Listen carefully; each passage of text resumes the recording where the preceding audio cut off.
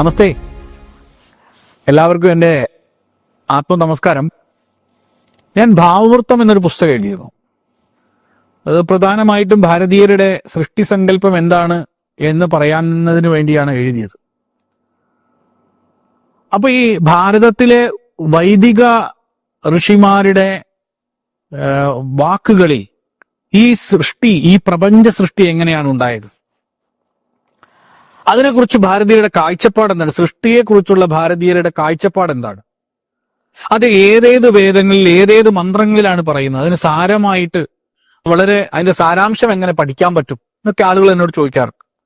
ഇപ്പൊ ഞാൻ മന്ത്രവേദം എന്ന ഈ പുസ്തകം എഴുതിയപ്പോ ഇതിന്റെ 6ാമത്തെ അധ്യായമായിട്ട് ഞാൻ ഉൾപ്പെടുത്തിയത് സൃഷ്ടിയുമായി ബന്ധപ്പെട്ട വേദങ്ങളിലെ പ്രസക്തമായ സൂക്തങ്ങളാണ്. അതും അതിന്റെ ഋഷി ദേവതാ ഛന്ദസ് സ്വരം, അതിന്റെ മന്ത്രം എങ്ങനെയാണ്, അതിന്റെ ഭാവമായിട്ടുള്ള അർത്ഥം. അതിൽ ഉൾപ്പെടുത്തിയിരിക്കുന്ന 1ാമത്തെ സൂക്തം നാസതീയ സൂക്തമാണ്, 2ാമത്തത് അതിഥി സൂക്തമാണ്, 3ാമത്തത് അഖമർഷണ സൂക്തമാണ്, 4ാമത്തത് പുരുഷ സൂക്തം, 5ാമത്തത് വിശ്വകർമ്മ സൂക്തം, 6ാമത്തത് കേന സൂക്തം. ഈ സൂക്തങ്ങളിലൂടെ നമുക്ക് പ്രാചീന ഭാരതീയരുടെ സൃഷ്ടി സങ്കല്പം എന്താണെന്ന് വേദങ്ങളിലൂടെ പഠിക്കാൻ പറ്റും. വേദമന്ത്രങ്ങളിൽ പറയുന്ന കാര്യങ്ങൾ നമുക്ക് പഠിക്കാൻ പറ്റും. ഞാൻ ഇതൊന്ന് നിങ്ങളെ അറിയിക്കുന്നതിന് വേണ്ടിയാണ് ഇപ്പൊ ഈ വീഡിയോയിൽ വന്നത്.